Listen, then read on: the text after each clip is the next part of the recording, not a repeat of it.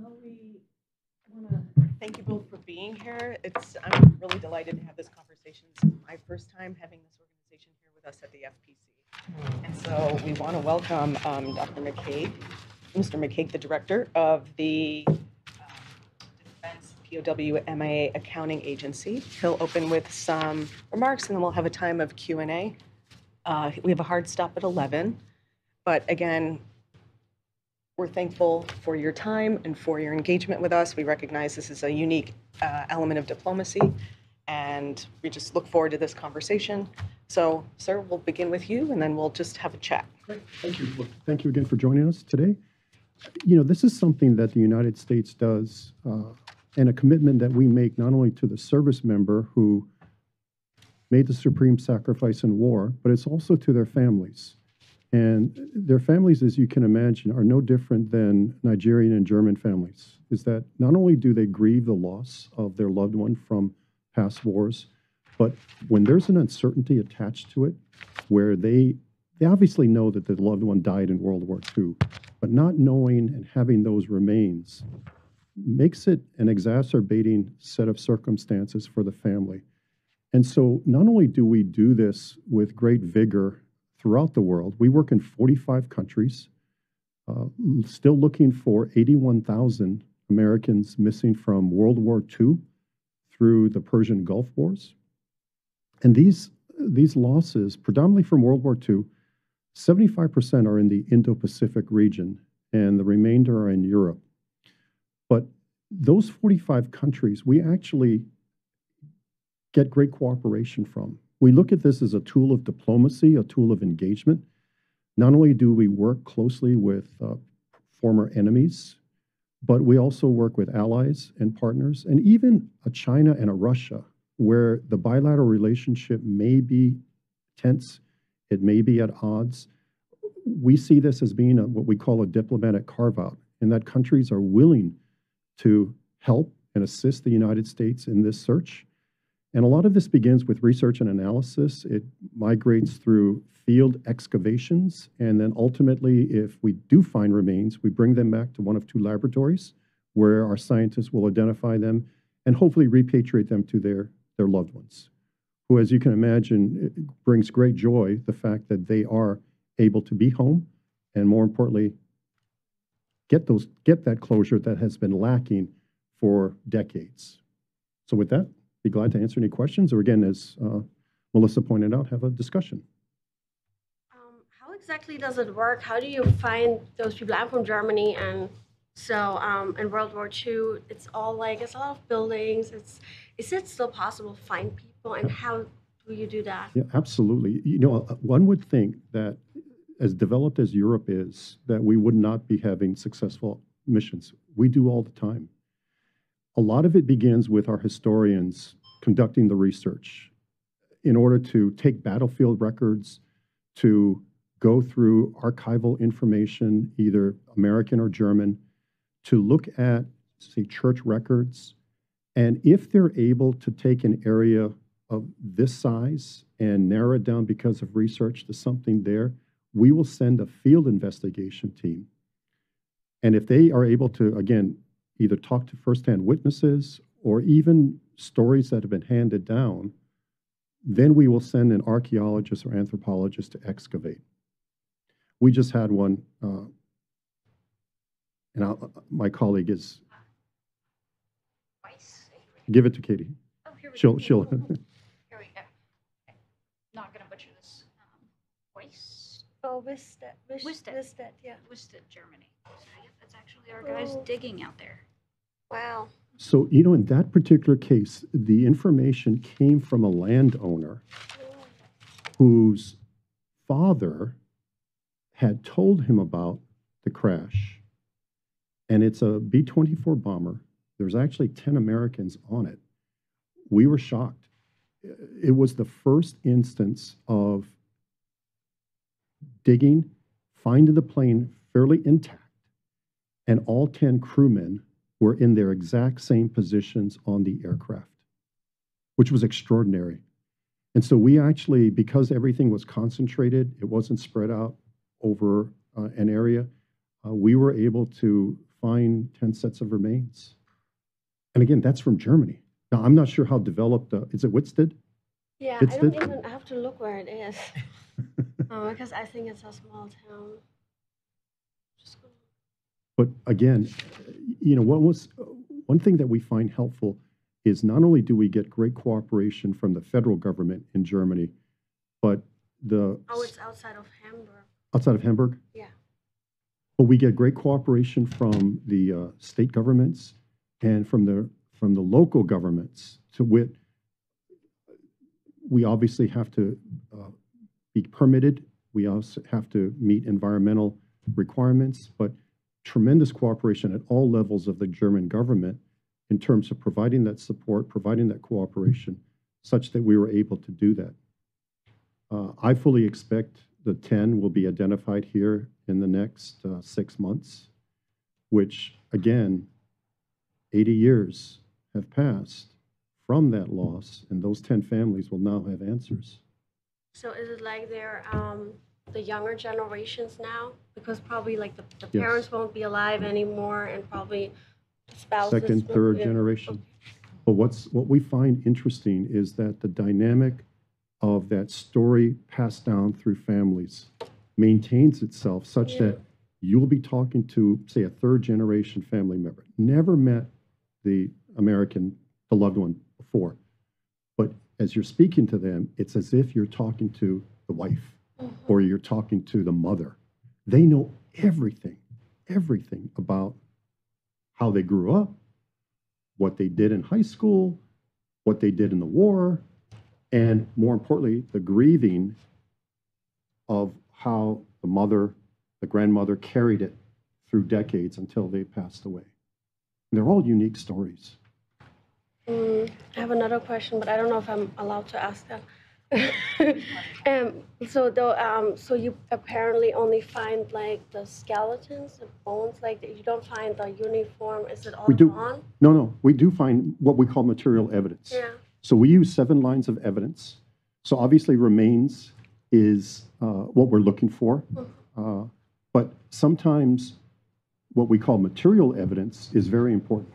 So for instance, if we find a wedding ring or we find a dog tag or some kind of personal effects that help us. So material evidence is 1 line, but again, for a uniform. Uniforms may be common, so it may not help us to differentiate that particular individual. However, if, again, a dog tag, wedding ring, or what have you, those are helpful. But DNA is obviously something that we use. We also use chest x-rays. I never knew this. Oh, wow. Your clavicle, your collarbone is as unique as a fingerprint. Who knew? So if we have the service members' x-ray from when they entered the military, they were given chest x-rays for tuberculosis. If we have that x-ray and we have a collarbone that we found, we can make a match. We can also do it, we have this technique called isotope. So what you eat and drink as a child stays in your bones for life. Yeah, that's how they find out with like victims, right? Where they grew up Exactly. and where they came from. Exactly. Like, unidentified. And we can differentiate. So if we have a set of bones and we've taken isotopes are cheaper and faster than DNA. Oh, it is? It is. I didn't know that. It's about, I thought it was so complicated. no, it's about 10% of the cost and about 10% of the time it takes. But Wow. while that doesn't guarantee an identification, we use it to separate and differentiate. So I'll give you an example. We will recover remains across World War II battlefields. And sometimes they're mixed in with Japanese, sometimes they're mixed in with Korean. Because of isotopes, we can quickly determine, is that person from the United States or is it from Asia? Then even within the United States, we can differentiate, did he grow up in the Midwest?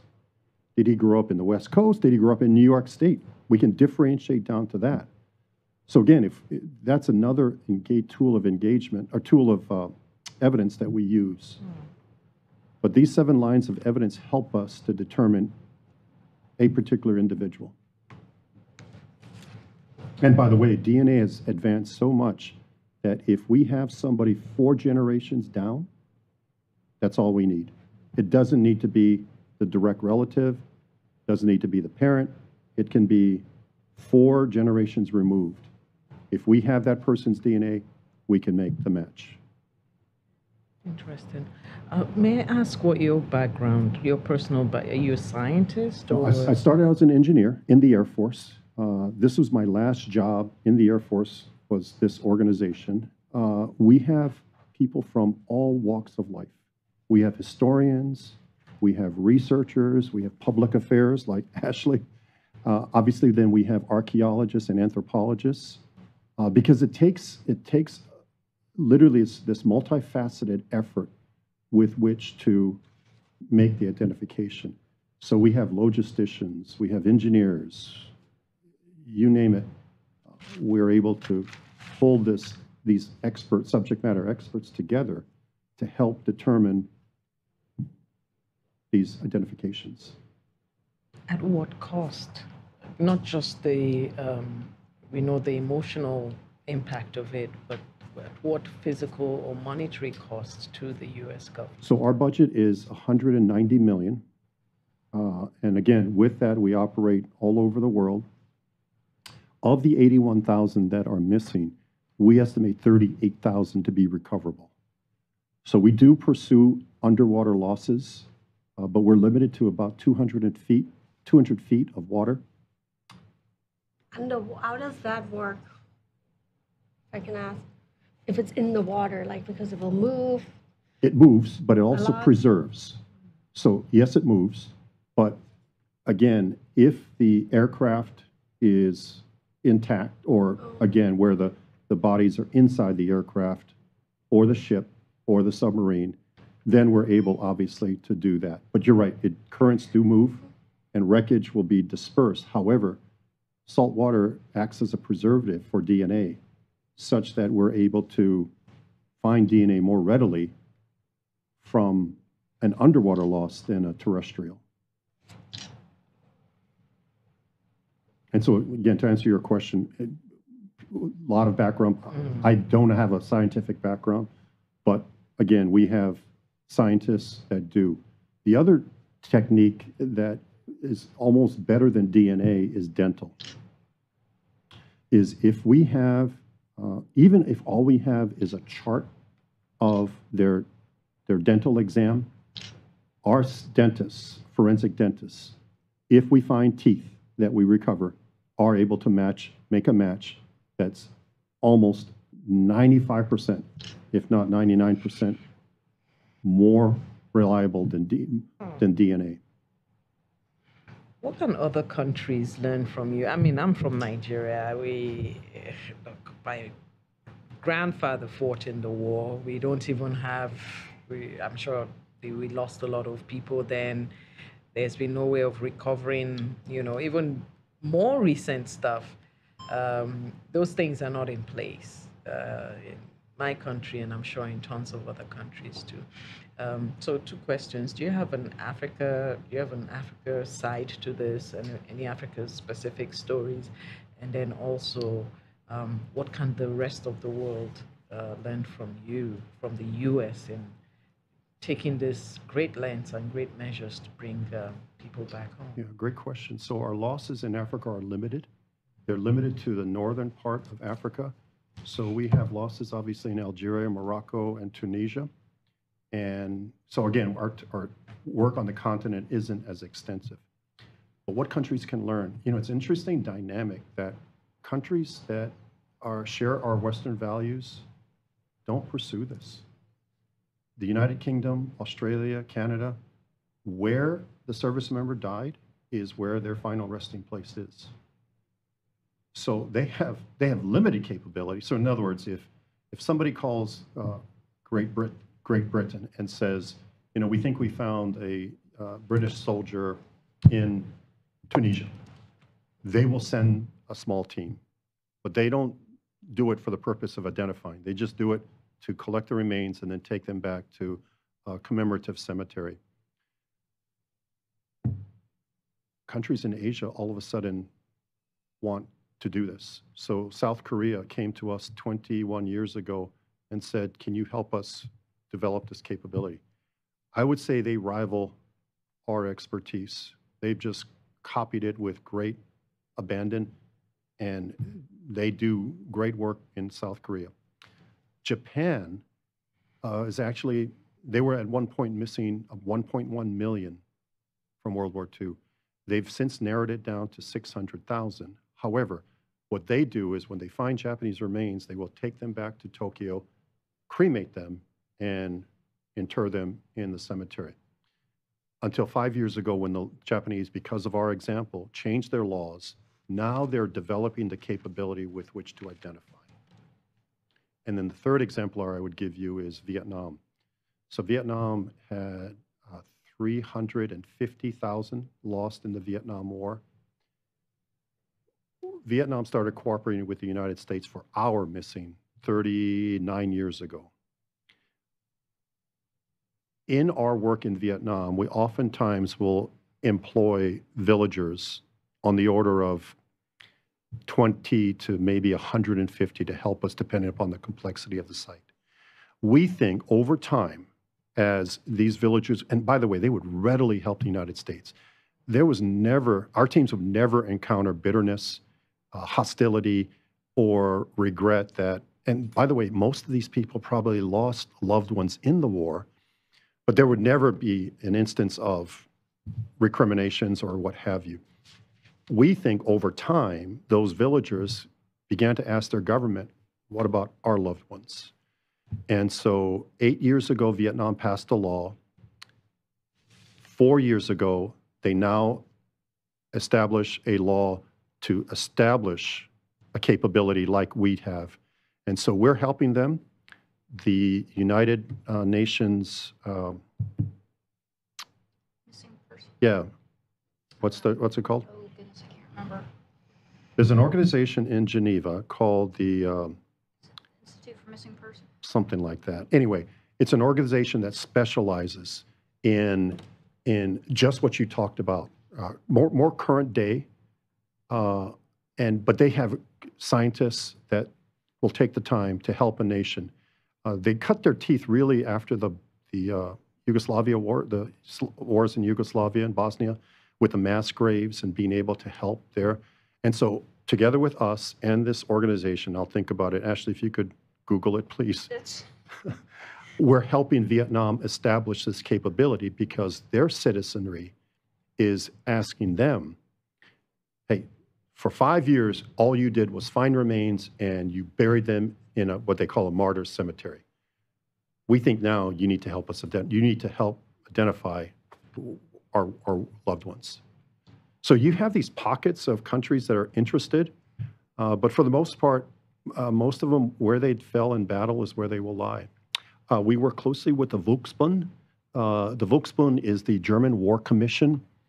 They're located How do you spell it? Volksbund.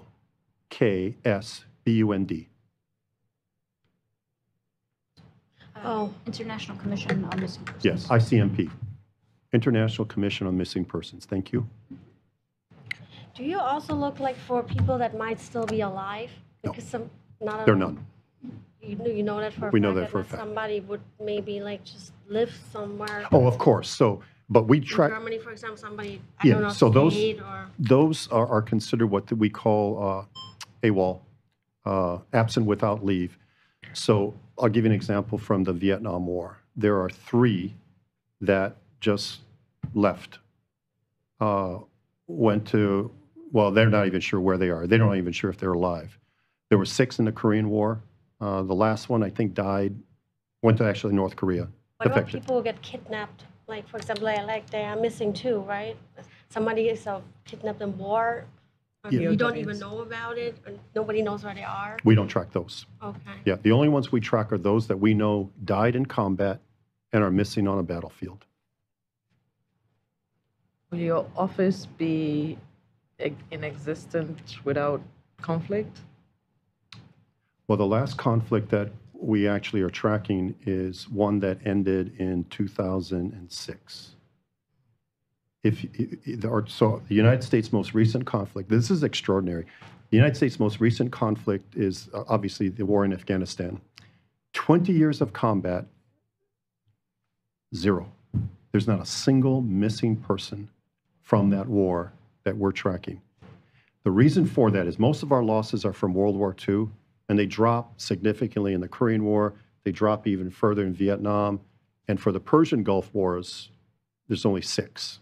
But think about this, 20 years of combat in Afghanistan, 0 missing. The reason for that is the United States spends a lot of time, energy, and effort recovering them when they die and are lost in the battlefield. And again, you know, this combat in Afghanistan was harsh. It was in far-flung places, but yet not a single missing American. So to answer your question, we don't think so. Obviously, we will, obviously, but right now it's past conflicts simply because we didn't do back then as good of a job picking them up, the remains, when they fell, as much as we do now. Do you know when was the last person that you found in Germany? This one that we just did in the fall. Yeah, those 10 The remain. one that you showed me? Yes. Okay. So That's the last mission we had. We were there from July through October. That was a news article, right? You can send it to her. Yeah. Yes, I can Oh, actually. that's good. And another question, is there like an example where you found the most people in Germany, where you say that was the mission where you really could bring back home a lot of the soldiers from Germany? Yeah, Like so- one city or place? So the project right now we have was from the Battle of Hürtgen Forest. So the losses are not concentrated in one area. So we use this as a project because what happens is if we find one American, comparing history, where the person was lost, where there might be others nearby, it's almost like a domino effect in that identifying one leads us to do a better job historically with another. And so that's an ongoing project. I think Hürtgen, we're up to 80, 88. Ashley will get you confirmed. But Yeah, last I remember it being around 50 this time. was it last 50? Year. Okay. So But I think we've had several since. yes, we have, including some from the great state of Alabama. We'll get you that number. But Okay. the Hürtgen Forest was a battle that was quite intense. And the losses are spread out all throughout the forest because the battle line was rather large. But again, because we're treating everything as a project, we're able to, again, continue to inform other losses that help us, historians, focus more on this person. And again, it's very successful in terms of the numbers. And is it like underground? Or Yes. how do I have to imagine? It's underground.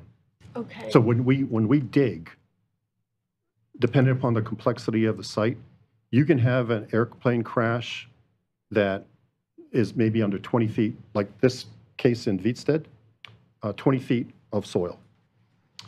You may have a ground loss, a soldier, maybe in a meter, Okay. shallow. But everything is underground. Yeah, like an uncle of mine, he found a plane once in the forest from the Americans. And he found it because he's like a nerd and he had plans and he looked where it could be and he looked from above and then he found like maybe there's a plane and he started grabbing, but I'm not sure if it was with people. I have to ask him. But he was the same, it was underground and it was big in the news. And I was like, how did you do that? Because you can't see it. Right. But he was also checking, I think, maps. A lot of, And see and that's how we, something changed the plans, right? and that's how a lot of people in Germany, there are third-party historians, third-party researchers, what we call wreck hunters, that they like doing that work. Yeah, he does. So they'll take metal detectors Mhm. and they'll, again, search an area And that information is passed to us, and that's how we, I think he even gave it because he has like a museum, even like at home, with all the things he found found, sure. over from the war, from Americans, and I think that it's stories about him. And then it was not a huge plane. It was like, I mean, for two people, I don't know. Right. I can find out again, but I mean, this is amazing. And I wonder if, again, a lot of those crashes don't have people associated with it. In other words, the person may have parachuted out. Be interested to know whether or not there's a person associated with that particular loss. Yeah, I can ask again. Send it. But why is it underground? Is it because stuff flew over it? Yes. Or did it really dig in? Both. So I'll give you an example. So in World War II, aircraft flew slower. And so when they hit the ground, they created a crater that might be maybe 3 meters, maybe at most we find 7 meters. In Vietnam, because the jets were faster, some of these are 10 meters, 20 meters deep. And do you have the picture? Oh, you have the read ahead, the brief? Yeah, I can pull it up. Can you just pull up the that site? Yeah, give me a second here. So the picture she's going to show you is an Air Force aircraft in Vietnam crashed in 1969. The crater, as you will see, is 20 meters deep. Because again, it's, I don't know what the kilometers are, but 600 miles an hour into the ground. If it's today, I'm sure it'll be deeper. Right. And you'll see this picture right here. Do you have my, Do I have your phone? Yes. no, do you have the read ahead? You don't have to read ahead? Because it's your read ahead. With the picture? I have the digital copy, Okay. so trying to get it to open up here. The ICMP, the International Commission on Missing Persons, they do incredible work all over the world. Definitely check. In fact, we have scientists that left us that now work with them and have worked with them on projects. Yeah, call up the brief. Call up the brief, please. But they're a talented group, and so, again, and they use a lot of the techniques we do with anthropology, with odontology, dentistry, with DNA to help countries. What happens if you find, like, let's say during World War II with the U.S. soldiers, a German one? Would you give it back then? We do. Then you just you would find out? Correct. In fact, we actually have a case that Disproven, the German War Commission, they found a case of what they believe to be an American and Austrian buried in a mass German grave. They notified us, and so we are sending scientists there, and they brought in Austrian scientists, and we think it's the American that we think it is, and then Austria believes it's the Austrian. But again, they helped us with that. But again, if we find German remains, we will turn them over to them, and they will honor them at, I think they call it, there's a special name that they use for German war cemeteries. And I've seen these cemeteries before. They're very beautiful. They're sort of, yeah. Okay, so look at that site on the left. And you see the person in the blue shirt, where he is. Now look on the people on the upper level, how high that is. So all of that was dug to get to the lowest part of that pit. How deep does those machines go on the top when you think maybe a plane is down there, like a metal detector? Are they really strong to go really deep? Yes. Oh, okay. Don't we use ground penetrating radar? We use also not just metal detection, but we use what Ashley pointed out, ground penetrating radar. So it's a radar that sends a signal through the ground looking for anomalies. And they'll map out, you know, a plot of land, and they'll kind of show where the anomalies are, how deep they are. Wow. And does it happen that you're wrong sometimes? That you think there's something Yes. and then something is Absolutely. nothing, Right. unfortunately? Right. I was just going to come to that. Are there countries, are there places that you don't have the same type of cooperation from One. Take a guess. China? No. China. No. You have just did something in China. One. Afghanistan? Iraq? North Korea. Yeah. Oh. But did there people like, okay. Yeah, I wanted to say that, but I thought like, We that- have 77,000. no, you lost people. We have 7,500 missing from the Korean War. 5,300 are in North Korea. North Korea uses this as a weapon, as a tool. They know how important it is to us. We've had overtures. We actually worked inside with North Korea for 10 years, from 1996 to 2005.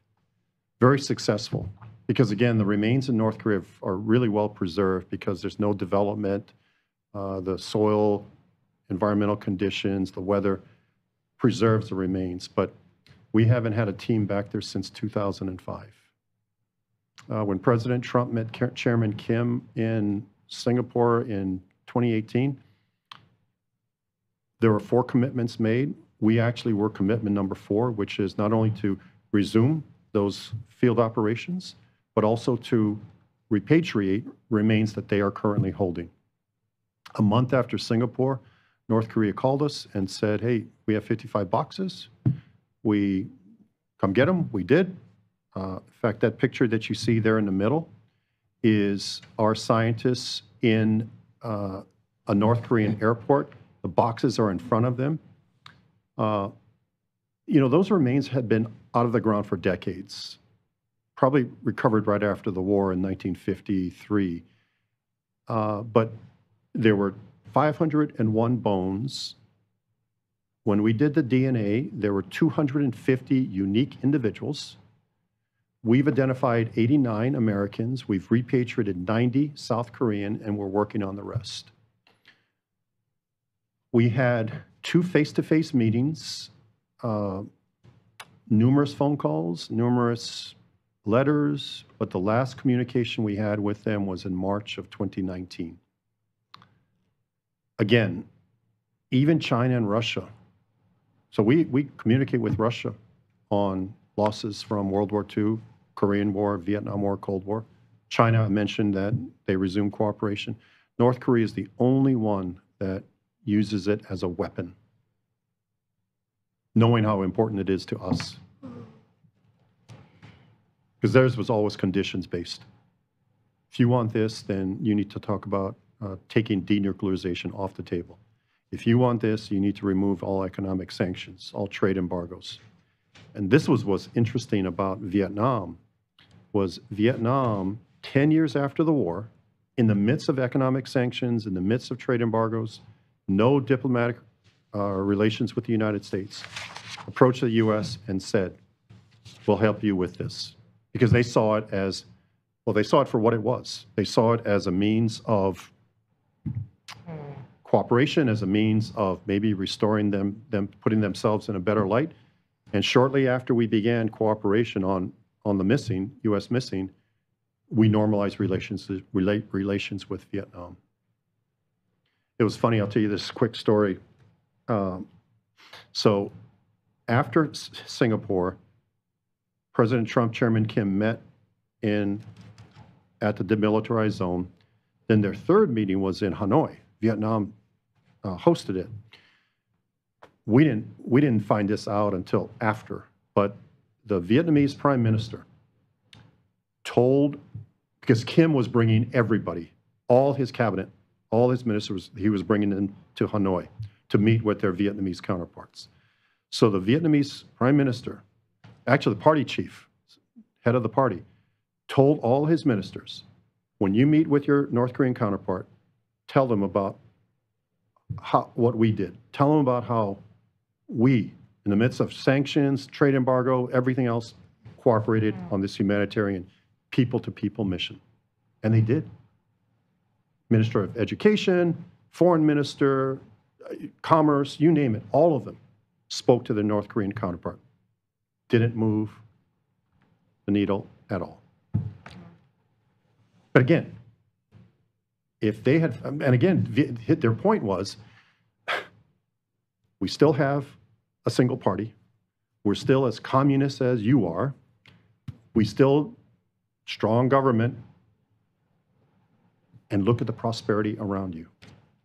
That despite we maintained everything that we wanted to and have this economic prosperity that you could have as well. Didn't move them 1 inch. The countries that we're in. I don't know if you mentioned it, sir. There was 9 from Nigeria that are still missing as well. Oh, I didn't know that. Yes, sir. Okay. So. Also, we have from Nigeria. Yes, there's 9 Americans missing and unaccounted for in Nigeria. But I don't think we have, those are active cases from the standpoint of, because we're not in we haven't been in Nigeria in a while. I didn't know that. Interesting. Could that be from, I know they were, from wars? Yeah, I think okay. from World War II. Okay. World War II, yeah. I can actually send you guys this brief That would if be you like. I'd love to give you awesome. my card if you Yeah, don't mind. sure. So, Yeah, that'd be helpful. Is there like a point when it's too late? Like how many years do you have, or does it like the bones and everything stays for like? Depends on where the bones are. So in Southeast Asia, Vietnam, Cambodia, Laos, the acidity of the soil is like a lemon. And so it eats away at bone, leaving often only time teeth. Because your enamel of your teeth keep the material intact, but the bones are eaten away. South Pacific Islands, Europe, Korea, fully preserved skeletons. So it all depends upon the environmental conditions. Obviously, development is something that, I mean, I find sometimes like they're 500 years old, right? oh yeah, So it's, yeah, so there's still chance to There's still bring chance with everybody DNA. back from Germany. right. sometimes those remains are in better condition. The DNA. Yeah, of right? those, Didn't yeah. they find this of one that was like 1 million years old? Right. It looked like, Well, after the Korean War, we decided to do some chemical treatment, thinking we'd preserve the DNA. Or, well, we didn't know. Preserve DNA the was. remains, Preserve the remains. You know, we didn't know DNA in the 1950s, so killed the DNA. killed the DNA. So our scientist partners at AFDL had to come up with a new way to do it, and literally the Max Planck Institute, which I think is in Germany. We sent some samples to them, and the 40,000-year-old Neanderthal DNA that they work with is in better condition than some of our Korean War remains. wow. That we thought we were doing the right thing. We just didn't know what we didn't know. So there have been missteps along the way, and There were. a learning process. Yeah, for so, the agency. after the wars, and, even Vietnam, DNA wasn't around. So, people thinking that they would try to identify the remains back then would treat them with this chemical, like formaldehyde, and it destroyed DNA. Kept the remains beautiful, but we can't extract DNA. It's harder to extract DNA out. Well, we'll have to end it here. They're racing off to another event. Thank you, Director McKay. Oh, thank you very Coming. much. I appreciate the Joining us. questions and.